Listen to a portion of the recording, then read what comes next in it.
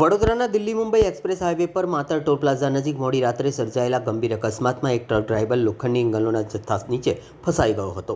જોકે કરજણ ફાયર વિભાગની ટીમે 1.5 કલાક સુધી ચાલેલા જટિલ રેસ્ક્યુ ઓપરેશન બાદ ડ્રાઈવરને જીવિત હાલતમાં બહાર કાઢી તેનો જીવ બચાવ્યો હતો.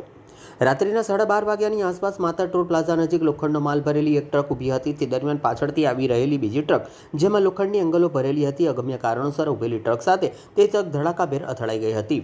અકસ્માતની તીવ્રતા એટલી વધુ હતી કે ટ્રકનો આગળનો ભાગ સંપૂર્ણ ક્ષતિગ્રસ્ત થઈ ગયો. અથડામણના કારણે લોખંડની ભારે એંગલો કેબિન તરફ ધસી આવતા ડ્રાઈવર અંદર જ ફસાઈ ગયો.